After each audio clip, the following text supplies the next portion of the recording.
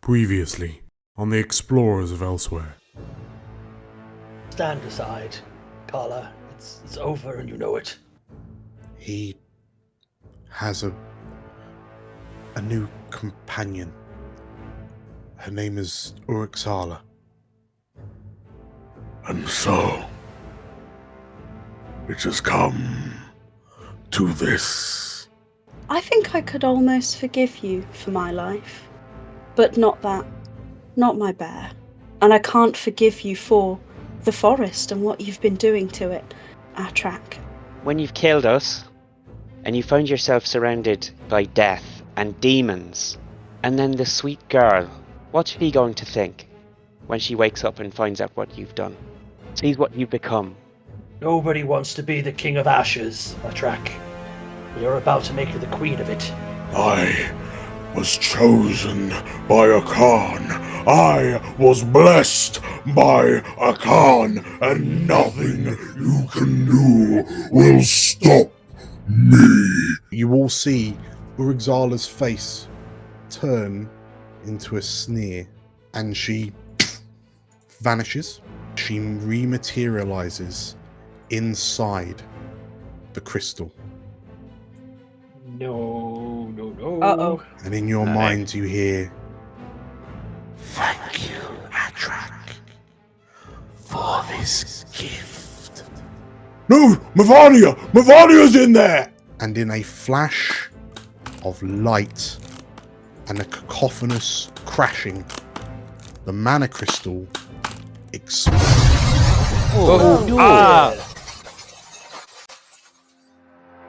The world has been broken and remade.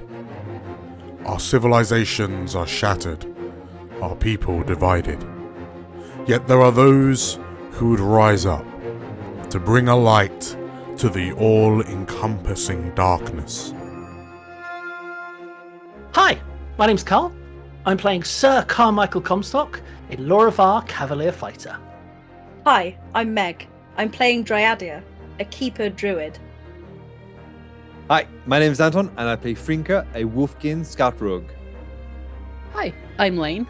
I'm playing Milia Ray Celeste, an Asavar Divine Soul Sorcerer. My name's Tim, and I'm playing Galena, the Terran Sprite Alchemist Artificer. And my name is Dan. I will be the Dungeon Master on this adventure.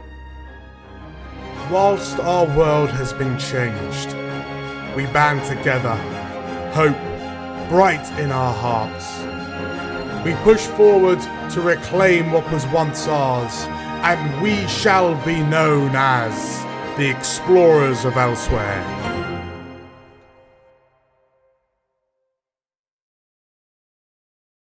The light of the sun bears down on you, and for some reason this far up it feels oppressive. The sound of wind howling past you rattles past your ears, and as you slowly begin to pick yourselves up, you realize you can see for miles around. Frinka, as you roll over onto your side and begin to pick yourself up, you can see, you peer over the edge of the worked stone floor and realize you're staring over the edge of a hundreds of feet tall precipice down the side of this crystal tower to the canopy of this crystal spine forest far below. Don't want to fall.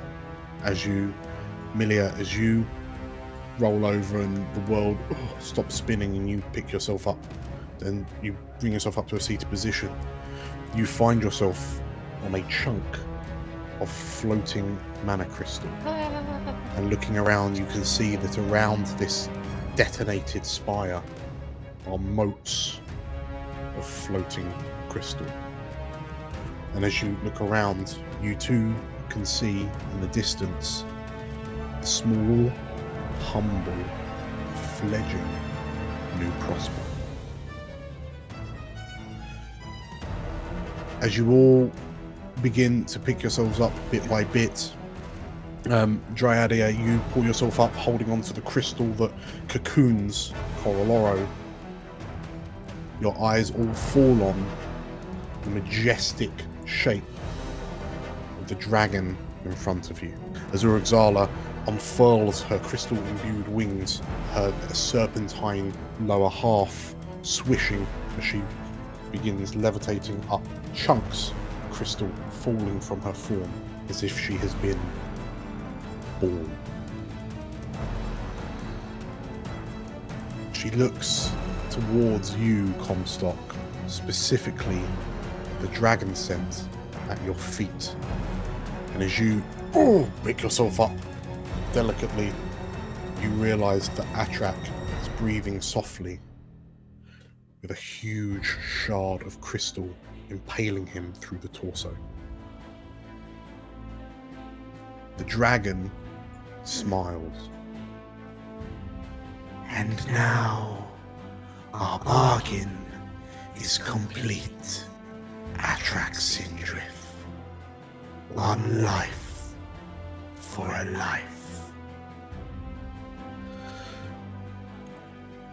Urugzala looks to you all, and she peers over past you, Comstock, to Milia.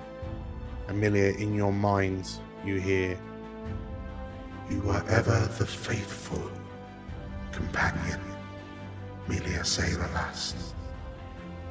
But it is time for me to spread my wings and find lands anew.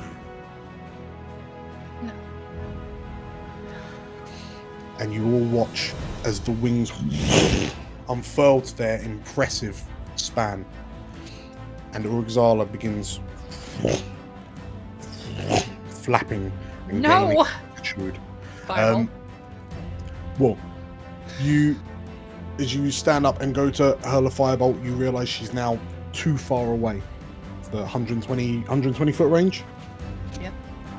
And the magic kind of peters out, and you all watch as the shape of Urugzala begins to get smaller and smaller over your heads. Amelia, as you kind of drop to your knees and watch as Urugzala's laugh echoes through your mind, as she thinks about all of the ripe little mortals that she will now be able to feast upon.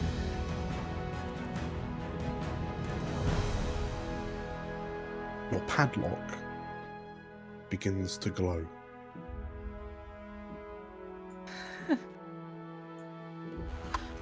And a low resonant voice seemingly rings out from it. You were chosen for a reason. And as the padlock begins to glow brighter and brighter, specifically the lock, as Urugzala flies higher and higher, you all see as the motes of light blue, white light begin to materialize around Urugzala, and Urugzala looks side to side, confused, and with a blast of light, they form chains, which lock around the dragon. And as Urugzala screams in fury, the chains begin to pull her down. And in your mind, Milia, you hear, I am Renangar, the Sky Watcher. I chose you for this task. Now. and as Urugzala comes hurtling back down towards the tower, Finish it. you hear the god of the skies commands you. As you all watch as Urugzala is pulled back to the peak of this tower that you find yourself on, roll me initiative. Let's go. Oh, that's even worse. That's terrible. Yes. That's terrible. Not bad. What a noise! Oh, Wah, wah. dear, oh dear. Yeah, definitely, it made it hurt. It's A lot just more. you and me again, Galena, at Yeah. the bottom. What are you talking How do you about? I'm come down there so- with you. Oh yeah, you got Comstock as well. Welcome to the. Oh, so we shit. have. Yeah. Welcome to the kids' table. Okay. Club can't roll for shit. So, Urugzala screams as she is pulled down. She gets within sort of like 10, 20 feet of the tower, and then she like shakes off the chains, and she immediately begins to swoop back up to gain some height. But you notice as she attempts to leave, the chains like reform around her and pull her back down. And a booming voice rings across the sky. Your first mistake was to enter my domain. The skies are mine to command. Says this loud, deific voice. Urugzala snarls as she looks to you all, and I will not be contained. she shouts. She looks around, and like the crystals across her form glow. And she gestures to a number of the floating platforms, specifically one of the ones that you're on, Milia. And a foul necrotic energy explodes across it. And you get the feeling that to stay here for too long will sap your life energy. Nice. As this happens, Urugzala sort of like struggles against her bindings. Dryadia, you hear a voice alongside you. You are not alone. And with a cracking, the crystal cocoon containing Coroloro falls away. Yo. Ooh. And with a Coroloro begins to grow, and it extends to its full height. And it stands proud, and as it looks to you, Dryadia, in your mind you hear, "My faithful servant." And Coroloro looks to the sky, and in the clouds overhead, you notice what looks like a draconic face peering down on you, watching, as Renengar, the god of the skies, encloses this area to seal Urugzala in. And as Coroloro looks back to you, Dryadia, you have this surge of sentiment as you realise once again, divine and primal come together to fight Arcane. And as Coroloro lets out another noise, a wave of warmth bellows out of it, and you may all gain the benefits of a long rest. Yo, let's go. Yo, yes. I get all my spells back. I also say wonderful noise, Dan. Thank you. Mm. Coroloro's been How practicing many it for hours? ages. Yeah, I was going to say, how many hours practicing in a mirror?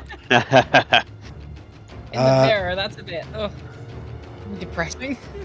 Frinka, Okay, so DM Dan, can Yes. I see him? see who? The dragon. You can see Urugzala, yes.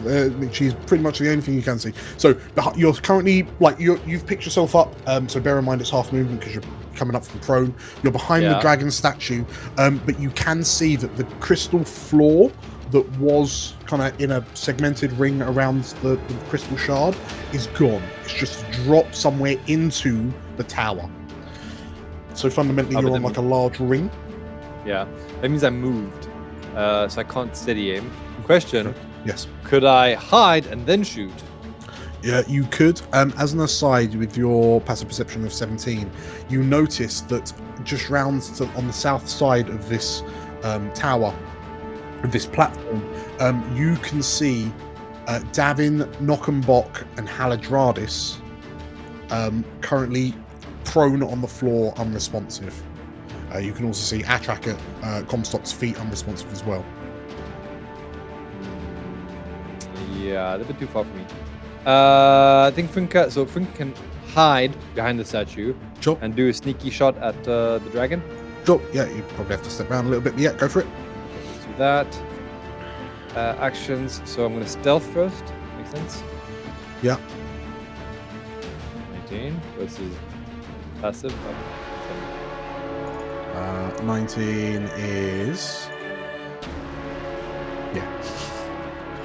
So, as you try to hide, Urugzala turns to look to you, and as you kind of lift the rifle up and aim it at the dragon in front of you, you, like Milia, you like look to see what's happening, like dazed and confused, and more light explodes from your lockpick and washes out in like an orbit, like a rings of a planet motion. And as this light blue kind of nebulous light infuses everyone, you all hear in your minds, Receive my blessing. and you will all notice in your character sheets you now have a passive ability called Renangar's Blessing. Oh. And every time you deal damage, you will now do an additional 2d6 radiant. Oh, cheers, Renangar. Dude, Nice. all praise Renangar, the god of ceilings. So, Frinka, go nuts. Okay, I shoot. Straight roll. Oop, oop. All right, 23 to hit. 23 is a hit. It's plus 2d6. No stealth because sad. Normal, 11 points. It's very sad. 11 points. Okay. So, as Frinka, as you fire Victor's rifle, the arcane shot flies towards Urugzala, and it's encased in this nebulous light as it strikes through Urugzala. She roars as she rocks back slightly. Anything else? That will be my turn. Okay. Milia, the mana crystal underneath your feet is glowing with a sickly yellow necrotic light. And you look around and you realise that you could jump to the inner platform. But in your mind, you hear another from across the way, and you all hear in your minds, "May the winds lift you." And Millie, as you stand up, you feel yourself almost feel slightly lighter than usual. Everyone's movement is doubled during this fight, and you may move across gaps with large, almost like low gravity bounding jumps. You have to land on solid ground, but you can now move relatively freely around these platforms.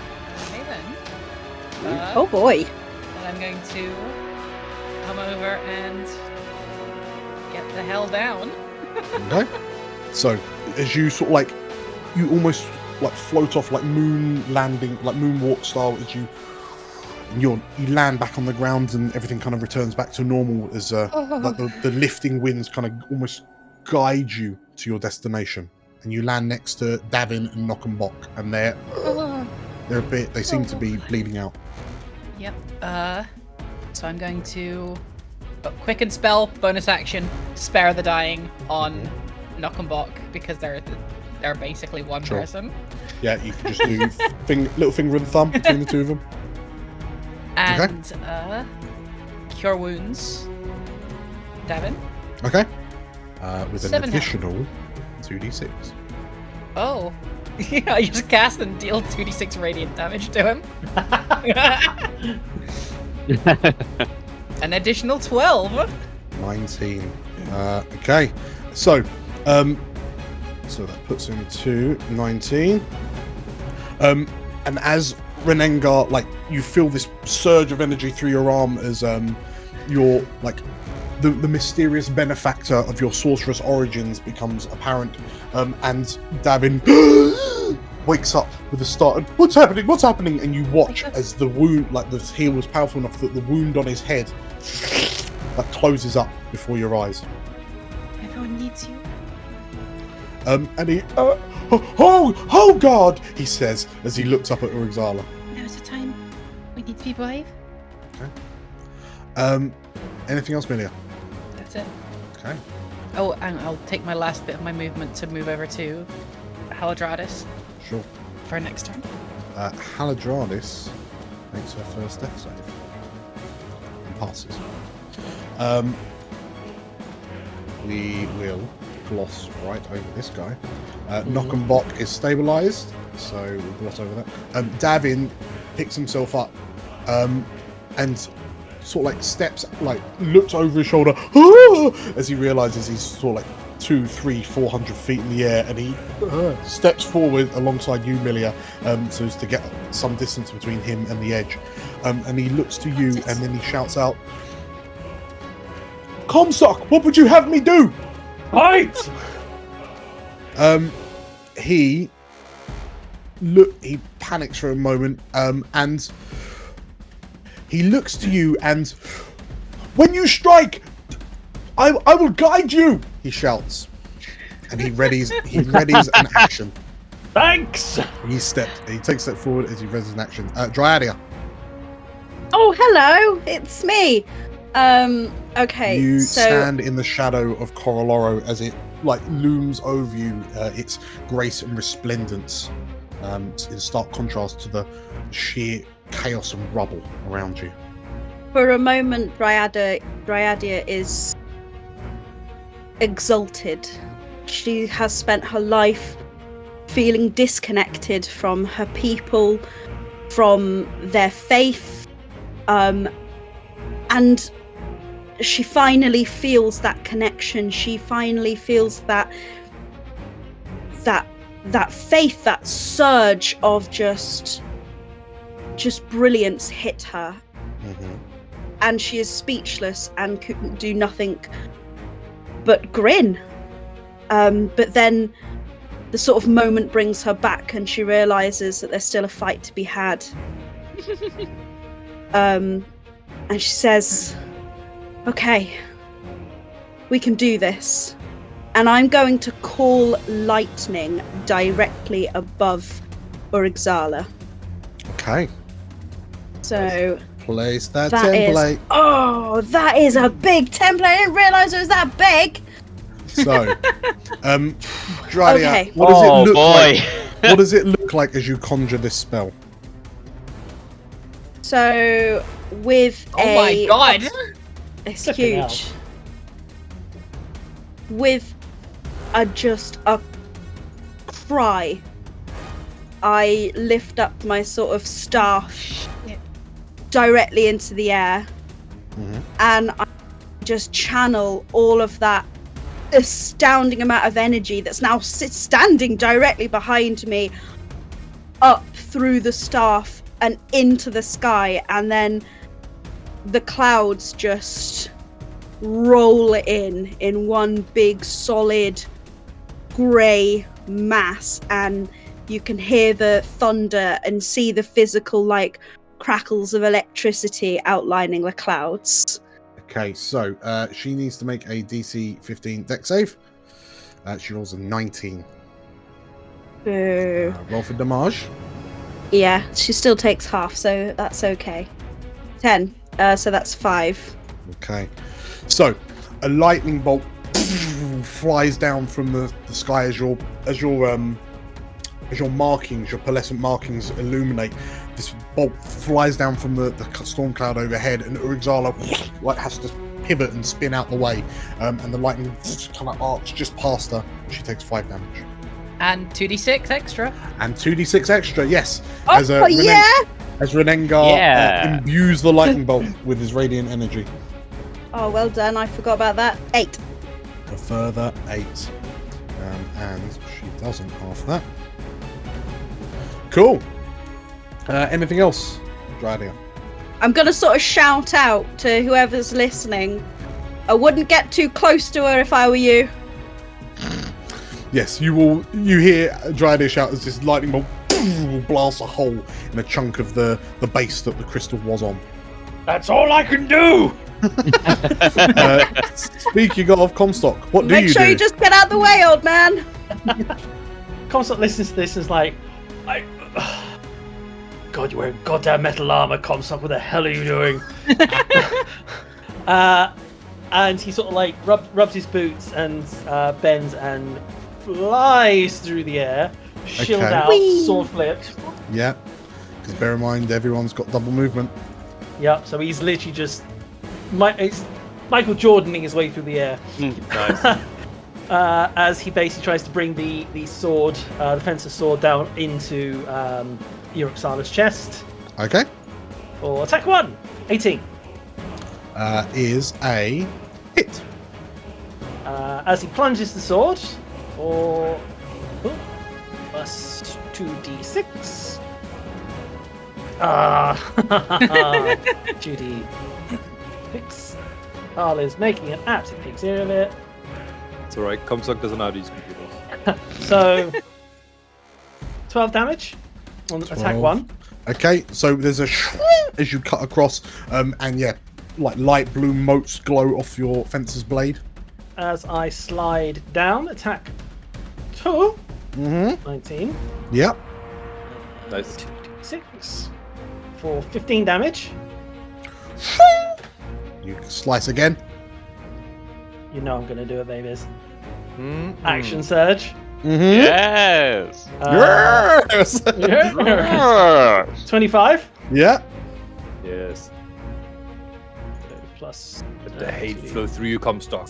Let the hate flow through you. Oh, that was a terrible roll. And the Doesn't hate fourth, for you, but not that strong. fourth and Oh, I final assumed you'd attack- forgotten to add the 2d6. No, that was just terrible. 21. No, we obviously know at this point that hits. Yeah. 2d6. 15 damage. 15. Okay. As your blade glows with the Sky Watcher's divinity, you. Well, tell me how. What? So you've jumped up, you've done the first slash. As you come down the second. He plunges, and as he's sort of gliding down, most of the other damage is him just sliding down the snake's body, just Okay. lying down it. Urigzala roars in pain and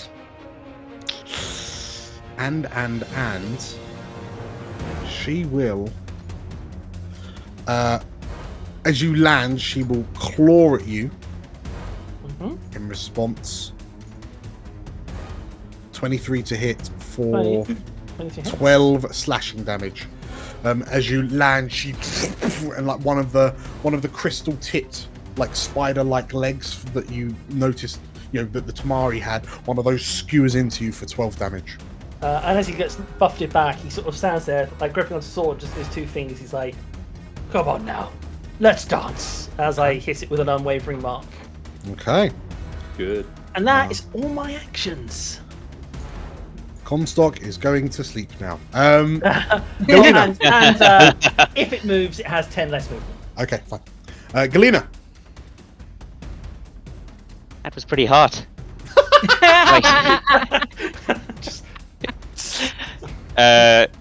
So I reach inside my little cape to grab for whatever I have left, and inexplicably I find the experimental elixir that I swear I already drank today, Sure.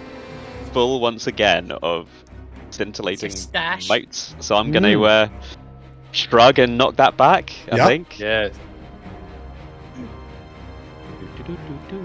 Experimental elixir. What have you got for me today? Ooh. Oh, an 80. Resistance to Marvellous. non-magical bludgeoning, piercing, and slashing for 10 minutes. I reckon she probably isn't magical. And Oh! okay, Oh. I'm pretty frickin' tough. Okay. Oh boy. So, Pretty good. for reference, yes. Keep an eye on your defiance. If you drop to 0 hit points with the next abbey, you drop to 1 HP instead. I was Keep about to that say the one. first one's very apropos with what the comment you just made. Yes, keep that one at the forefront of your mind. Okay, so as you drink that, and like your skin, I presume, hardens and toughens. Yeah, Your the durability crystal increases. from my hand kind of shoots up around the rest of my body like a little armor suit. Oh, bad. Anything else, Galena? Yeah. Just to get a little more spice on that, I'll have a chaser shot of my Absinthe. and then after that, an expeditious retreat as well. So I'm fast. We're jumping off. And then I'm our- gonna just stand behind a statue. Okay. Actually, slight change of plan. Behind a god. Sure. Sure. Sweet. Okay.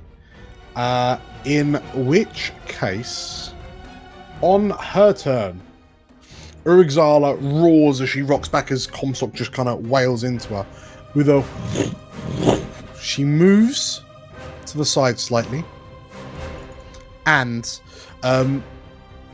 You think you can stand before a god? she shouts. And... her gullet expands. Oh boy. Oh. Oh, no! Oh boy.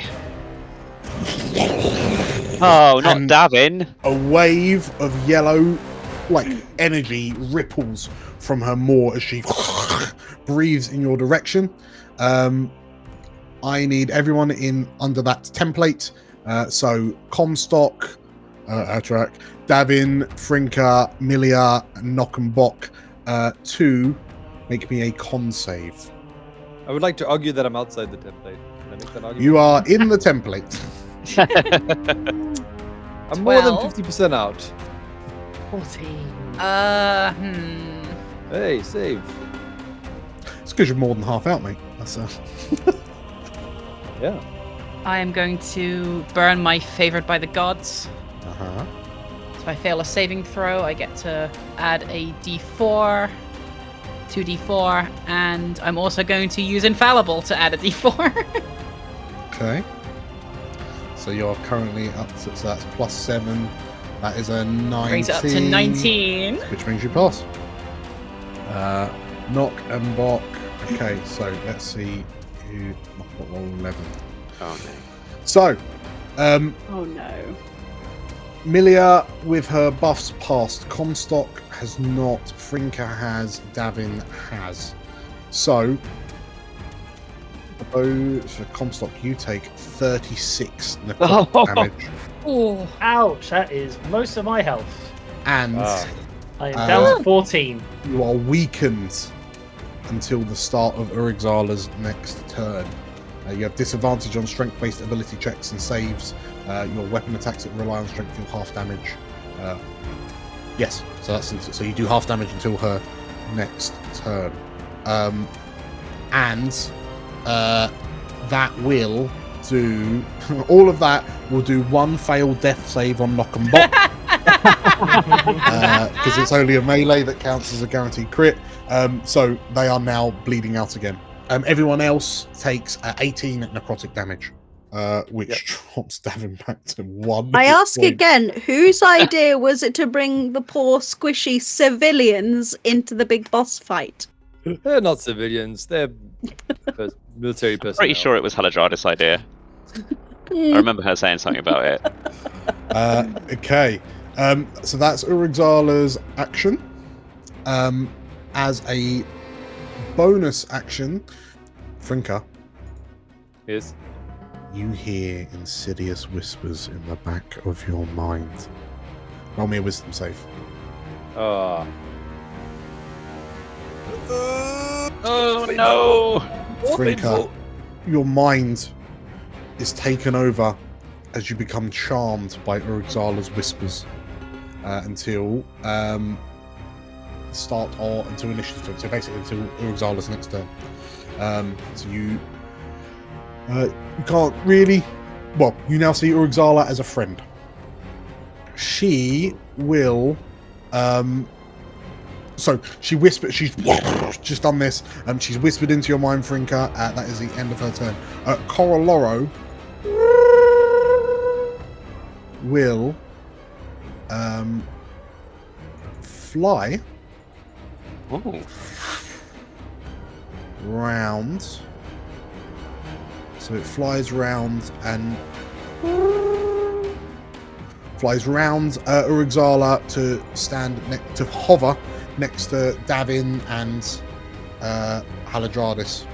Frinka, what do? As you look up at this serpentine figure, you're like it's almost difficult to focus on her. Gosh, everyone stop fighting. We're all friends here. I'm gonna go save Davin. Fine. I believe Right, Anton's I can do- betraying us again. yeah. It's it's the finale. It wouldn't be the finale if one of Anton's characters didn't betray us. Okay. So Frink is gonna go to dab in, Mm-hmm. and so I can bonus action, movement, action to stabilize. Okay. That ends up. He's at one health. fine, yeah. It's Knock and Bock that are bleeding out. Wait, didn't he take damage? He did, Yeah. but he's on 1 hit point. He's on 1 health. Oh, okay. Can I change that to knock? Well, I can still move, I guess. Yeah. Yep, you got 60 feet. Yeah. Okay, I think that's good. 18. Knock and Bock. 60. Give me a Fucking medicine knock check. and Bock. Well, actually, no, the knock and Bock. It's good. Medicine. Like you feel unusually light on your feet, and as you kind of skid across the ground, Oh, yeah. you successfully manage to stabilize Knock and Bock. Wait, so I can move way more. Yeah, you've got 60-foot base movement now. Okay. Yeah, and I can bonus action dash. Mm. All right, I'll move behind this statue. Okay. Whoosh. Okay, Frinka, as you do that at the end of your turn, Urugzala laughs, and you watch as she almost like folds in on herself and reappears next to Galena and Dryadia. And as the dragon materializes and looks down at you, Galena, you meddlesome pest, she says to you. Oh no. Oh, Galena, maybe you should have chosen the statue. Also, sorry, on initiative step 20, as a lair action, she will infuse 3 different platforms. No Ooh, one's great. on any, so she'll do those. Cool. Yes, Milia, what do you do? So Knock and Bock have been stabilized, so I'm going to move over to Haladradis this time. Mm-hmm. 3rd level Cure Wounds. Okay. Plus 2d6. Yeah. 31 healing. 31 healing. Bam! And with a Haladradis wakes up with a start. We can't have that. We can't have that glass of wine together if you don't survive this. Haladradis like blinks as she like holds her head and what? Where are we? What? Oh, by the! As she looks up at the form of Coroloro, it's like her eyes track up its leg to its torso. That's Corolars. That's a world spirit. We're fine. I'll explain afterwards, but the giant arcane dragon is our first priority here. Please. Haladradis slowly nods. Anything else on your turn? Going to move across over to Frinka. Mm-hmm. And as I sort of behind the dragon statue go, Wait, I was hiding here. What are you doing? earlier on, You can't see me here. You could have asked before taking my first kiss, you know. And just stay there. Okay. In which case, on her turn, Haladradis like pushes herself up, takes a few steps out, so 15 foot to the edge, and then off in the distance, she sees the form of Urugzala, and like she grimaces, and would you know it? She's tapped out of quite a lot of stuff. So she's actually just going to dash. She runs along the middle platform. She stops as she looks down at the prone form of Atrak. And Comstock, you notice her snarling, and then she turns to look to you. And she, like, glancing over at Urugzala, she shouts, "What's the plan?" Dragon make dragon dead, win, go home, drink. "I like that plan," she says, and she turns around, she kind of grips her staff tighter, and like she surrounds herself with magical runes as she prepares for her next turn. Knock and Bock and Davin. What was Davin saving up for, by the way? Because He- Davin was... Yeah, I think he was a bit awestruck by your flurry of blows, and he forgot to trigger his readied action. Yeah. I was supposed to say, what was that? Well, he runs forward and, "I'm really sorry, Comstock. That was just so impressive. I forgot to say anything. Right. I think and he looks around and Galena, Yeah? try stabbing her, he says. What? Oh well, David, you and I really gonna have to talk. You may make a so- free attack action. Great. I'll pull out my probably my biggest scalpel for this one, I think. The one that's a bit rusty around the edges, yeah? Give her Oh, extra absolutely. tetanus. All right. Oh god, how do I even do this? It's been a while. Right, here we are. Eh. Oh, Yo! 25. Oh, yeah, that works. Oh, so look, roll your damage David. plus 2d6. Davin was right. Huh. See, it's working! He shouts. Yeah. Okay, 10 damage. And Urizala roars as you like jabber in the side. Okay, and David's all like, woo! Over in the distance. You know what? Good point. So, as you do that, well, as he does that, which causes you to do that, she will look down to you, Galena, and she I shouts, just look up from like my tiny little stab wound on her tail. Like, oh no. as his claw comes rocketing down 12 to hit. Pretty sure that's a miss. Let me double check. Yeah, miss. Okay, in which case David then shouts, roll!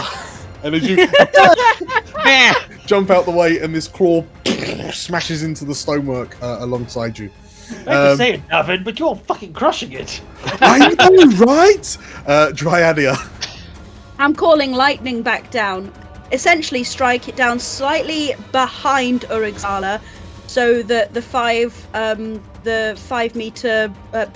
foot radius does not catch poor Galena. Sure. And again, it's another DC 15 dexterity. Okay. Oh, So, rubbish. Oh, as this lightning bolt comes down, Urixala notices it and brings her wings up and it like hits her furled wings and then she flaps them back open. Roll half damage plus 2d6. So it's Seven seven plus Ten. plus 3. Okay, so as your divine lightning strikes her, she shrugs it off. And insolent whelps! She shouts. Anything else on your turn? No, not at the moment. Okay. In which case, in order to get a bit more distance, she teleports a bit further away. Away from the spire. Comstock. You asshole. Well, after what you did to her, of course she's making away. I cannot get to them, so... At the start of this turn, at the start of its next turn, that's when the effects wear off, isn't it? Yes. Excellent, so Comstock's just gonna sort of pound his chest. And... Heal. Do I get the 2d6 for this one? Sure.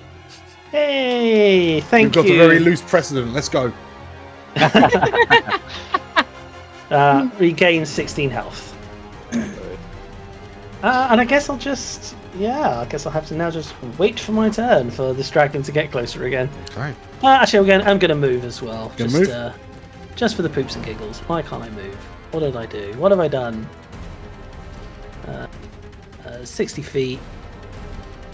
Yeah, let's assume. They're going to try and get as far away from possible as their next position. So let's go... Yeah! Okay, so the east side of the rings.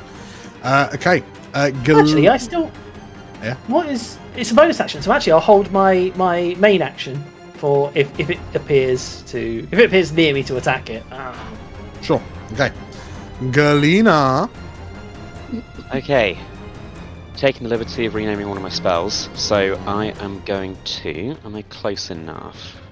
Find out. Just about. Okay, I am going to cast Milf's Acid Arrow. Milks. Oh. Milk? It's a Galena special. on this dragon. If you aren't going to give Tim inspiration for that, there is no justice in this world. Yeah. 17. Galina's own Mills.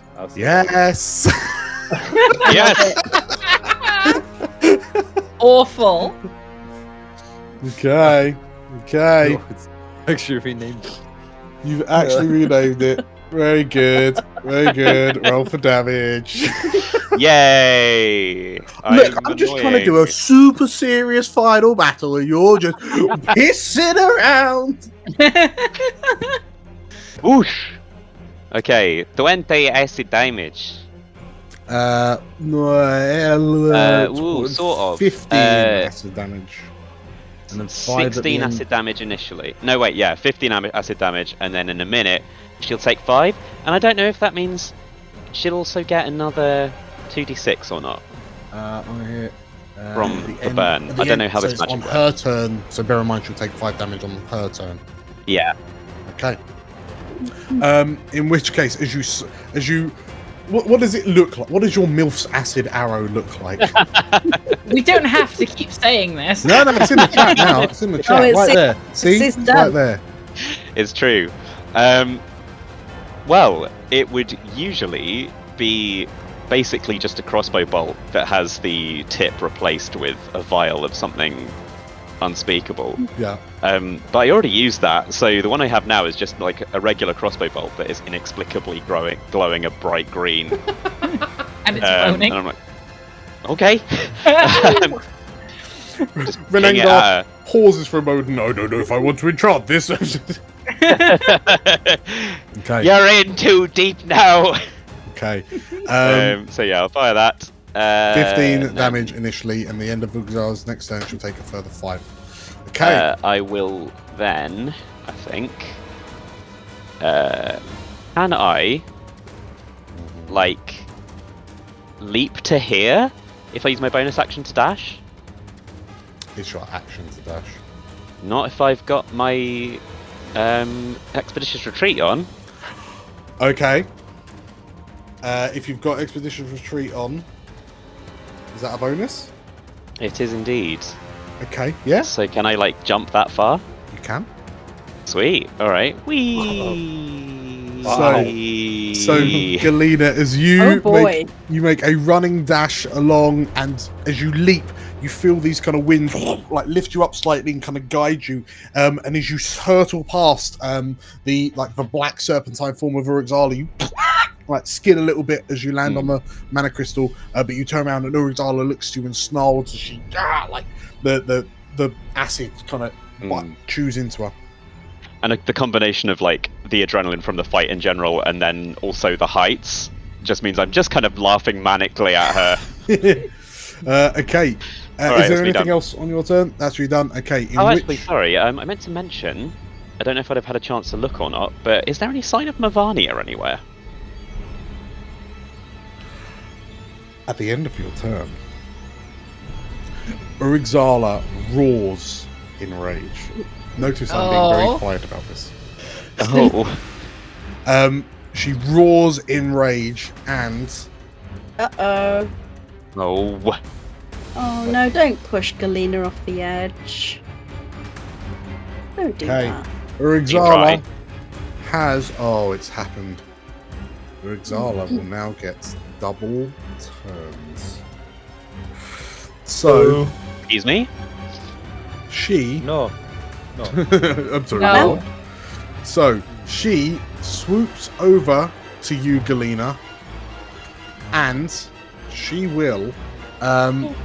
everyone within 120 feet of Uruxala. So, Comstock's out.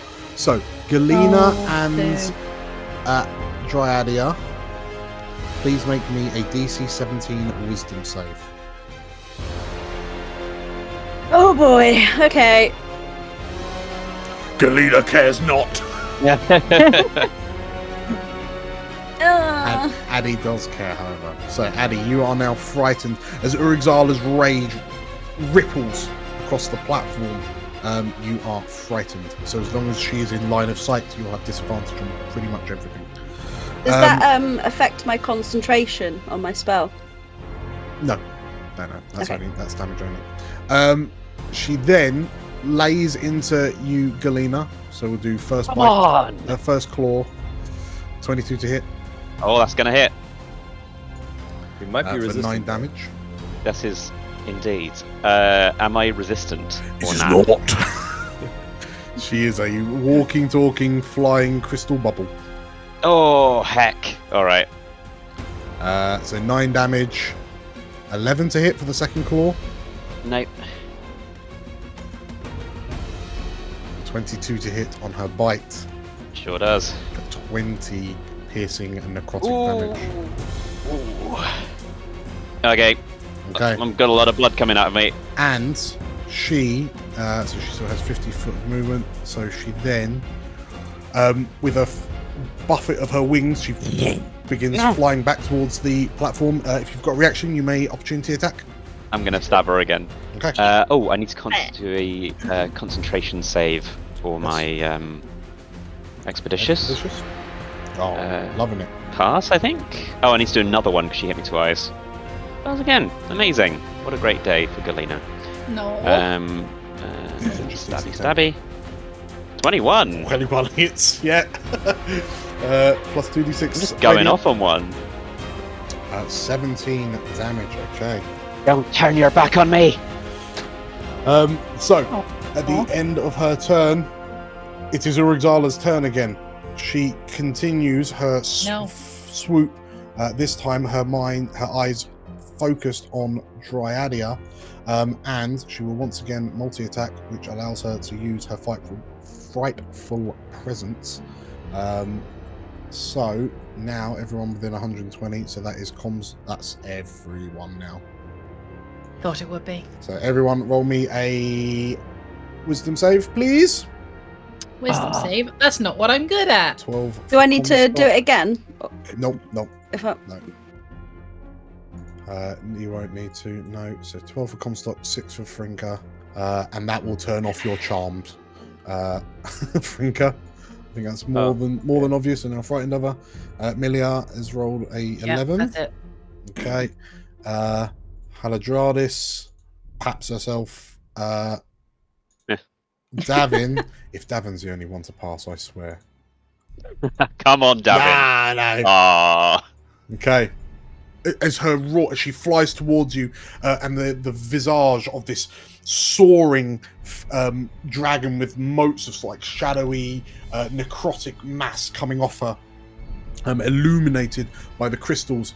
She goes for you, Dryadia.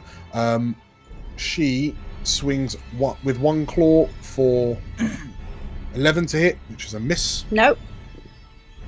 She swings with her. She bites at you.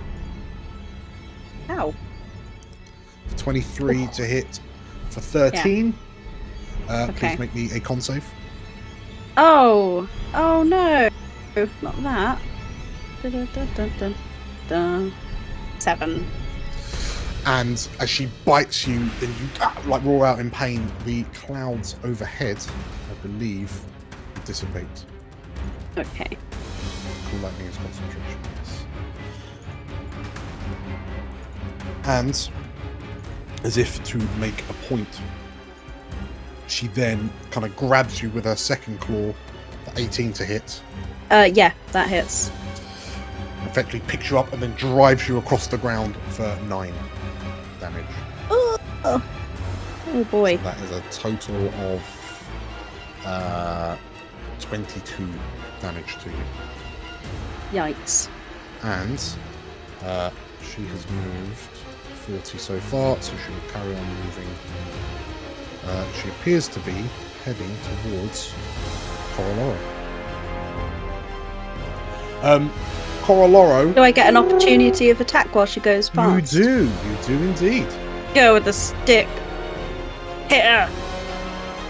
Do I have to roll that disadvantageously because of fright? You do. Yes. Absolutely. Okay. 15. That is a miss. So as you try to swing at her, she's already gone. Worth a punt anyway. Go on, Tim. We're still on her turn, aren't we? Yes. So 5 damage. Yeah. Okay. That's all right. And the acid burns into her. As she goes, as her lair action, she will once again change some of the necrotic platforms. That one and that one. So, Galena, the platform underneath your feet begins glowing with a dangerous-looking glow. And Urgzala will finish off with a bonus action, the Guiding Whisper, against Haladradis. And you watch as the Majani staggers, looks confused for a moment. Comstock, you see her turn to look towards Milia and Frinka with those magic runes around her. Coroloro floats in amongst you and 60 foot. So everyone within 60 foot of, which is Dryad here as well. So a pulse of energy emanates from Coroloro, and you may all remove your fear effects. Hey. God love world spirits. Did not even get back around to my turn before I could get rid of it. Frinka. Alright, no, it's Finka will steady aim Yes. and shoot the dragon. Okay, so you get advantage. Yes, no longer charm, no longer anything. Go attack. Come on, crit, baby. No crit, but still damage. Yes. So 20 to hit. And I get 5d6. Is that right? Yes. 3 from sneak, with Yeah. advantage, and 3 from the seeding god. Ceiling cat. Okay, so as you fire, and the shot is imbued with divine energy. That is 23 damage to Urgzala as it punches into her, into her flank, and rips out further down her tail. Hey, don't scare me or charm me. I don't like it. She roars in pain as you shoot her. Anything else, Frinka? Number 10. Okay. She will bamf and and appear next to Milia and Frinka. Milia, you have an Urgzala in your face. What do you do? Things could have been different. You'd have stayed in that book. The 3rd level spiritual weapon. As you say that, you hear her shout, Things would have been different if you accepted my gifts. So, a 3rd level, so it's dealing 2d8. I'm Yaha. just gonna put it right here. Boop. There And you this go. time, it's not just a shield this time. It's a shield covered in chains. Okay. And I get a free attack with it. 23 to hit. 23. 14 force damage. And 4 radiant. 18. Okay. So as the shield flies out and the chains begin to wrap around Urgzala, she roars as they constrain her, and then she manages to push them away to free herself. How do you think you can stand before a god? With my own 2 feet. And Frinka gets guidance. Okay. Sweet. So Frinka gets guidance. So you are, let's say, empowered. Okay. Anything else? That's it. Okay. Haladradis stands and looks a bit kind of like she's looking around. She looks a bit dumbfounded. And it would seem that the whispers that Urgzala has planted in her mind is simply making her freeze to the spot. And Davin looks over to notice that she's looking down at Atrak, and her eyes are beginning to well up. Knockenbach. Davin shouts out, Frinka! Yes. She's distracted! Yes. You may make Weapon a free attack roll. that you What get, about it? it? you get sneak Instructions have to be very clear in the heat of battle. Like, instructions incorrect get people killed. Shoot! I was going to do that anyway. What are you talking about? You may make a free attack action, and Milia is adjacent to Urugzala. Hey, we Flashback get to the sneak- Comstock's very unclear instructions to Frinker. Not to put 2 sessions ago. Attack. No, my instructions no were very moral. clear. Kill, but don't kill the ghost. 14. Please. In which case, as you you pull the trigger just as Urugzala breaks out of the Milia's spiritual chains, and the shot whizzes over her shoulder. And Davin can't really see what's happening, so he goes, "Well done!" He shouts. You've got guidance. You have got guidance. Ability checks, not attack rolls. That is correct. Yes, it's blessed. Cringe. Okay, Dryadia. Okay, seeing that Urugzala has got worryingly close to Coroloro, I am going to metamorphise into the avatar. Yeah. Yeah, Yeah. I'm Let's gonna. go, let's Hope go. you got it prepared. What is the avatar? Oh, It's like It was a like movie. tall, like blue person. Yeah. It's him, but exactly the same So- voice. Boy who couldn't bend there.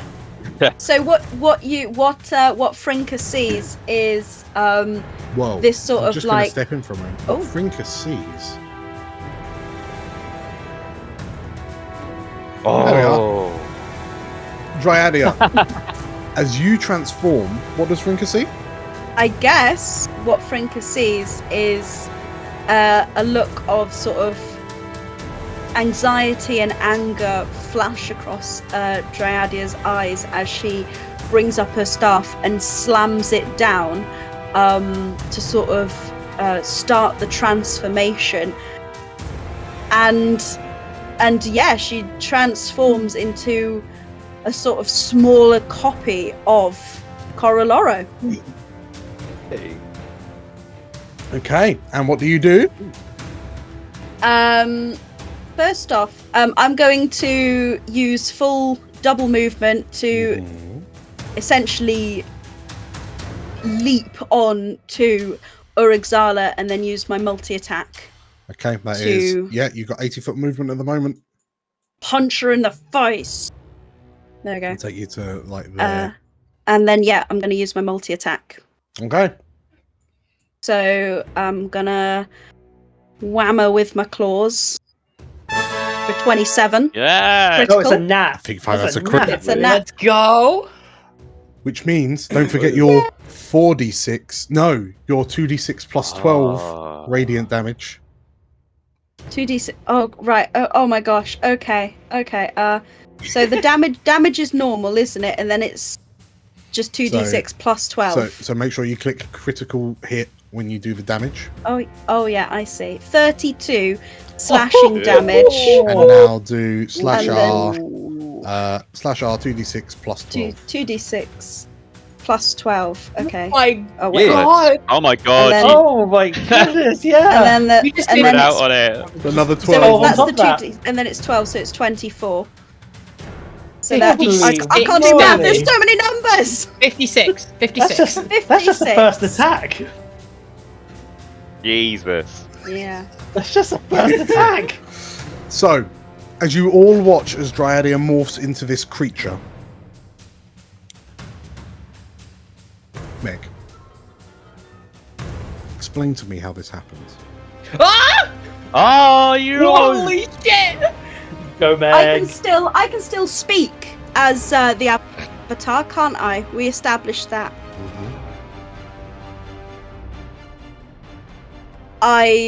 As I'm leaping over, I sort of draw myself up to my full height.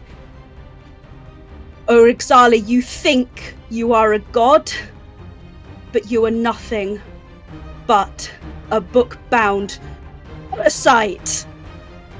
And then I go for her throat. Okay. Yeet.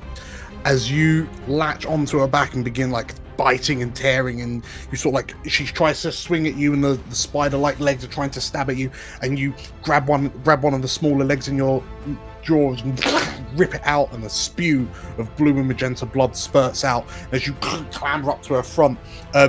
You all watch as she begins to thrash and attempt to gain some height as she's mauled by Dryadia in her avatar form. And as she swoops further and further up into the sky, you and Dryadia, you're like tearing chunks out of her. As you say this, you plant your jaws into her throat, and with a crunch, pull your head back, and Urugzala's windpipe comes with it. Whoa. Let's go. And as she goes, like her roars echo all around you up until that point, at which point her voice is silenced and all you can hear is the thrashing and beating of her wings.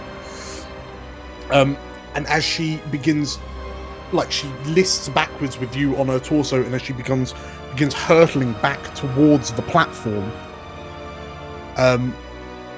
she begins to sort of like peel apart bit by bit. The crystals begin to break and shatter, and the physical form begins to become almost wispy-like. And by the time she hits the center of the platform, she is nothing more than a blackened skeleton. 56 damage, eh?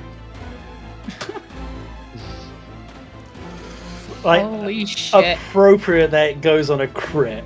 Perfect. A crit from. Amazing.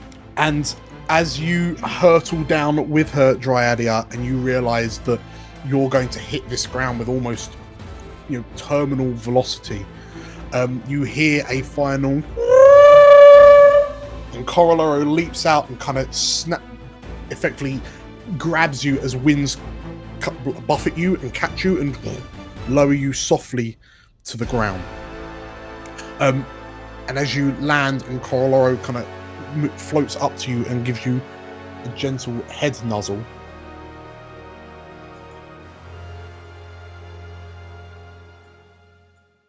Milia, you notice that in amongst the rocks, in amongst the bones, a small life figure begins to move slightly.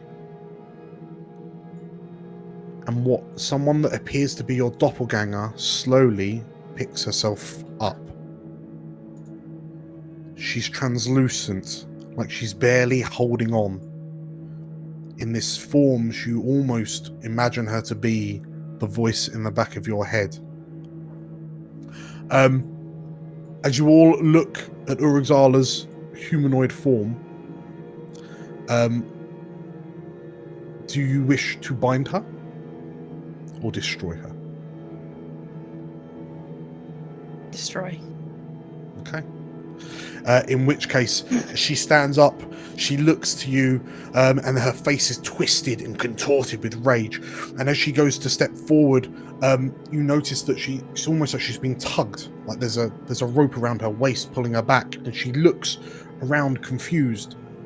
And as she tries to conjure a spell and launch it in your direction, her hand vanishes as she moves her arm forward. And she watches in confusion as she begins to turning into a mist, which then begins to get sucked into the spire. And Galena, you realize in this point that this tower draws mana to it. And now she's almost nothing but. And as she No! And she tries to scrabble away, tries to kind of escape, but she seemingly can't move. It's almost like she's just treading water. And you watch as with a long-lasting she's pulled into the tower and dissipated. Reduced to nothing but raw mana. And with that, Urugzala is gone.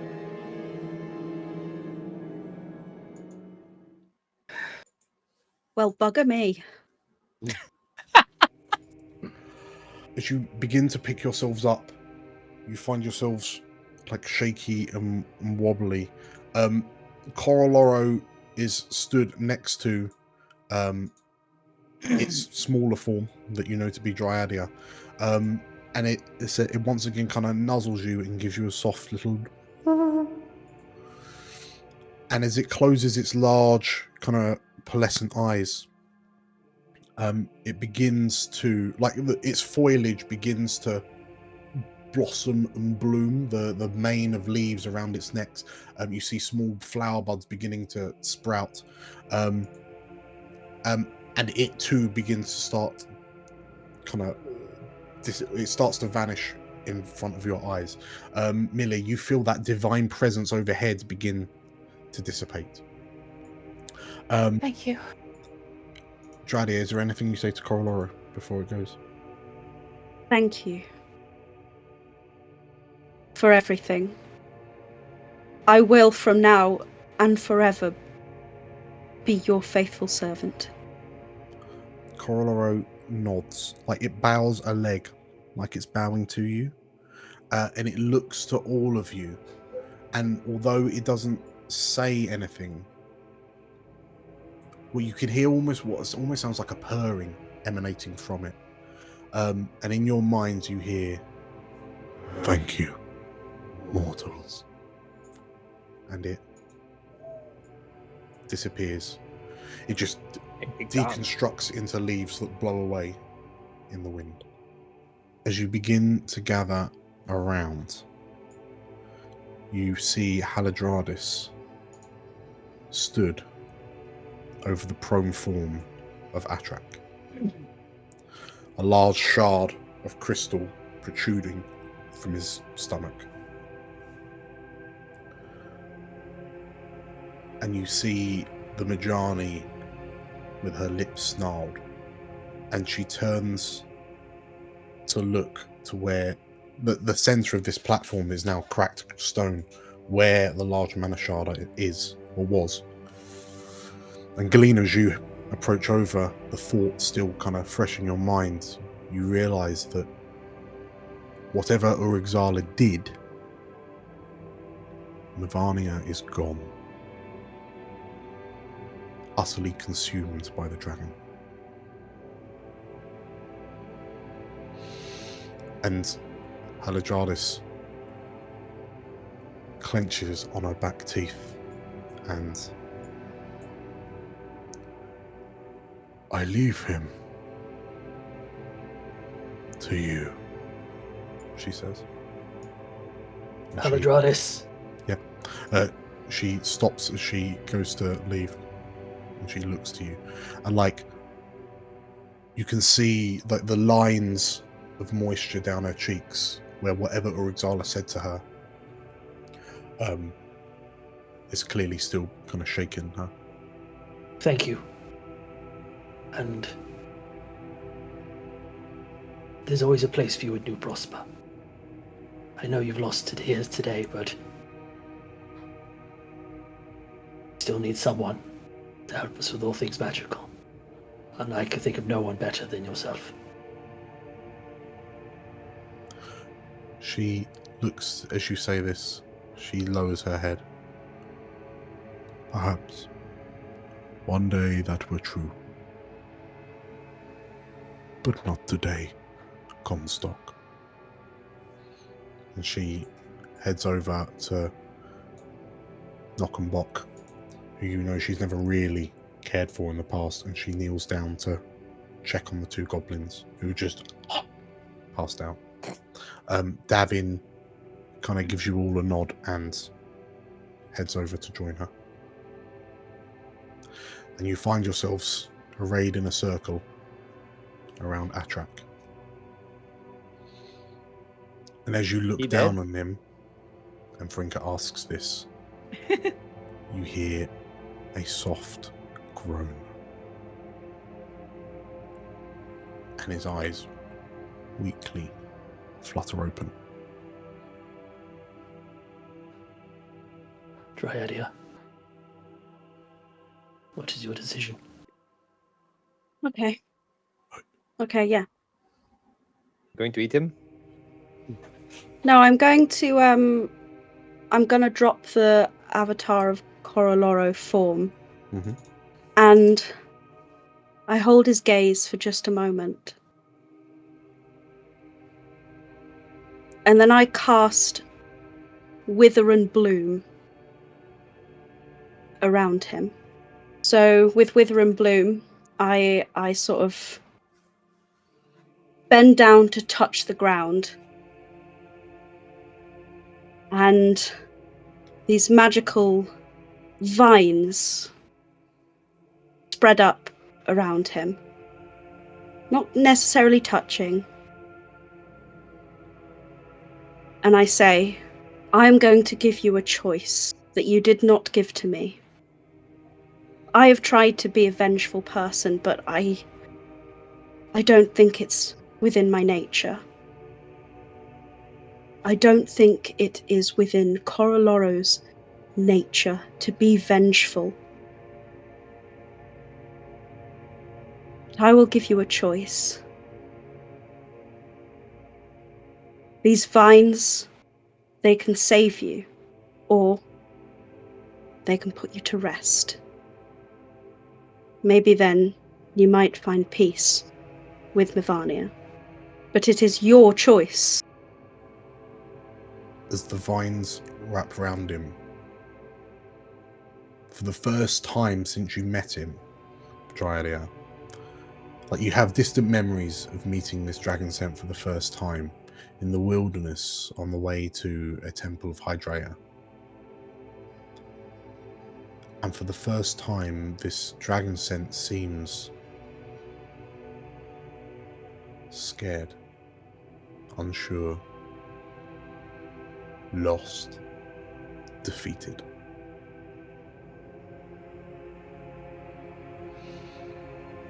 And as he looks down at the vines and appreciates the irony that his life may end in the grasp of that which he seeks to drain to achieve his goals,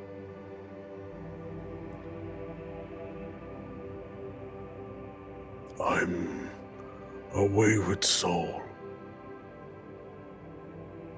I can no longer feel her presence. There's nothing left for me here, he says quietly. Leave me here.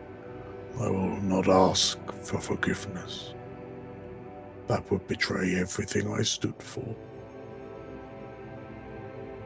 But I know that I have lost, and you have won. Whatever happens now when you leave this place, whether or not you believe it or not, know that I did this for what I believe to be the right reasons. The same forces will that you all had to stand against me. And you watch as the vines begin to wrap around him until eventually there is an ever so subtle crack, and Atrak is no more.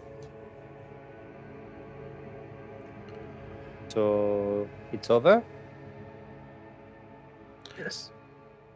It's over. What a bastard. As you move away from the root-like cocoon that Atrak is contained within, Atrak's body is contained within, Haladradis kind of nods to you. As you approach her, she's roused the two goblins, and she's looking over the edge, down the hundreds of feet drop, and well, it's a good thing I'm here, she says. And as she moves forward, and she just takes a step off the edge of the spire, and you see Devin. Oh no! And as she does, she casts a spell and casts Featherfall on you all. Are you going to be king, Lena? You know what? I think I am. in case you'd like to. Would you like to Well, take you know my what? hand? Just to be safe. Yeah. Yes, I think that's probably appropriate. I think that's appropriate. Yes, you should. Most definitely. And he picks her up into a hug. Yeah. Just go in and kiss you guys for your backflips off the, off the platform. Okay. Aided by Haladradis's magic, your height is such that you can all but glide back towards New Prosper. So I that hope Victor's making his way back.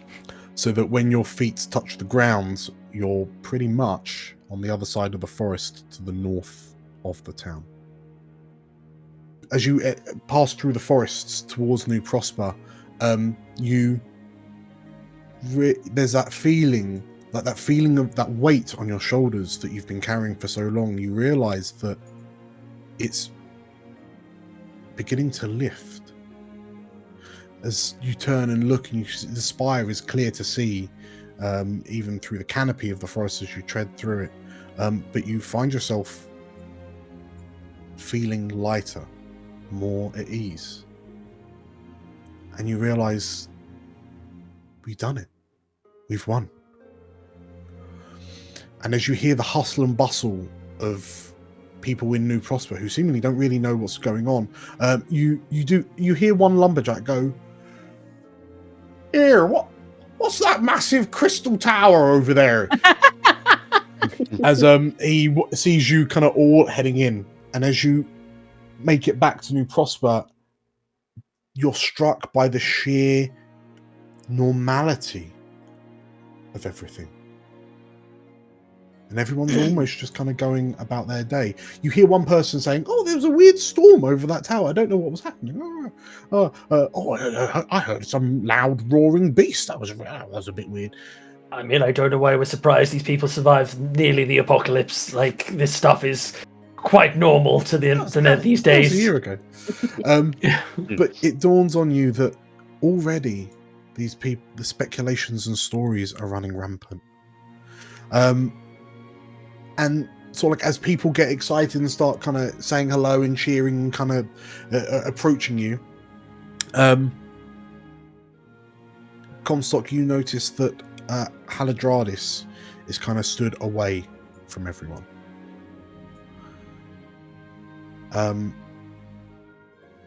Like she's distancing herself. Haladradis, come join us. As we've learned today, everyone makes mistakes. I'm not a perfect person myself either. Sorry for how things ended with us before, but please. This can be just as much your home as it is ours. Haladradis looks to you and, "Please, all of you, walk with me." And she leads you to the cliffside, overlooking the sea to the south of the town. She stands kind of resolutely on the cliff's edge, just like looking out, the gentle sea breeze kind of lapping at her robes, and you'll smell the salt air, the salt in the air from the sea below. "I know that I am a threat to this place. I am compromised. I have done things which deserve punishment, and I've already made the call," she says. And the six of you watch as she holds her staff out and plants it in the ground, and the orb on top of it begins like pulsing. A green jade kind of light just emanates from it in a very rhythmical manner. Galena, you recognize that her staff, whatever it's doing, it's almost acting as like a beacon of sorts. And before long, a silver portal begins to materialize not too far away from you. Haladradis, Yes. you're right. You have done A lot you shouldn't have, but just know that you did right by my Vanya today. She's free now. Whatever you do next, take that with you. She is. I spent over a year trying to punish those around me for her death. But never did I stop to actually honor her memory. That's what I intend to do, whatever may come. And as she says it, she looks at this silver portal which opens up.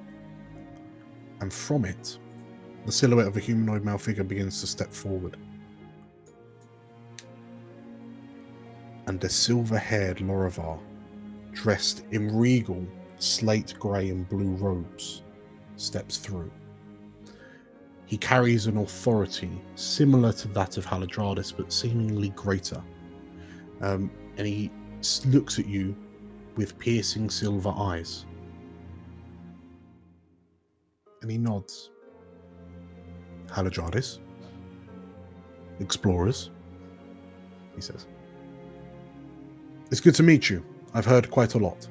I'm not sure who's who, though, so you'll have to tell me your names. Hi, Vinka. Finka. Ryadia. Shradia. Amelia Sayrelest of Glasmere. Milia Sayrelast of Glasmere. Carmichael Comstock of Hugelstadt. Sir Carmichael Comstock, as I understand. No. Just Carmichael Comstock. Very good. Just Carmichael Comstock. Galena Orpiment. Hello, Galena Orperman.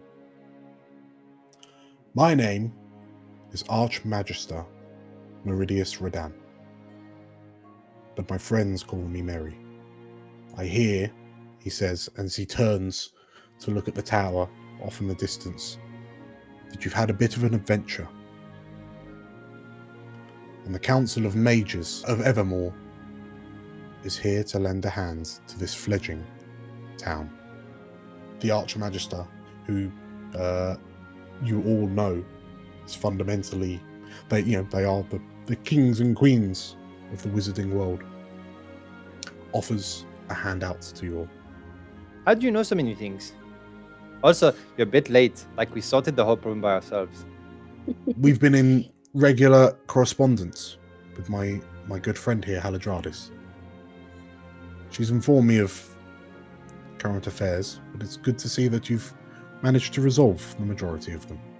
Guess. He holds a hand out. He looks I'll to... shake it. I'll shake it. Okay, so, Comstock, as you take his hand, we look forward to working with you.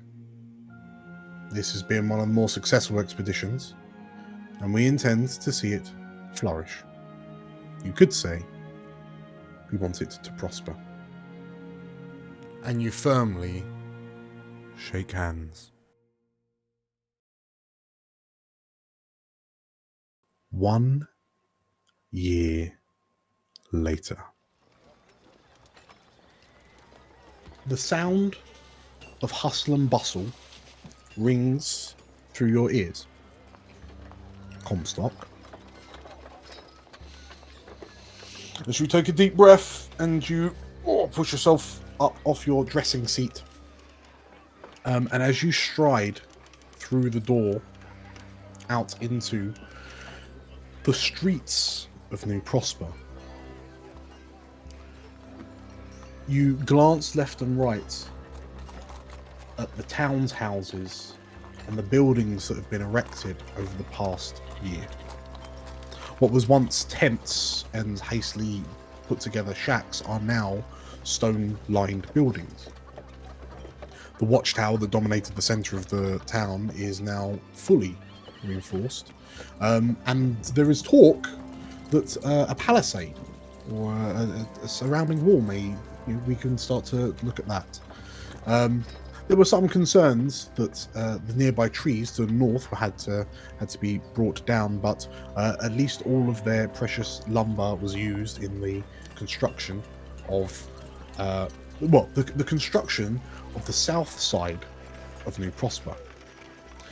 The south side being the buildings which are constructed almost down the sides of the cliff.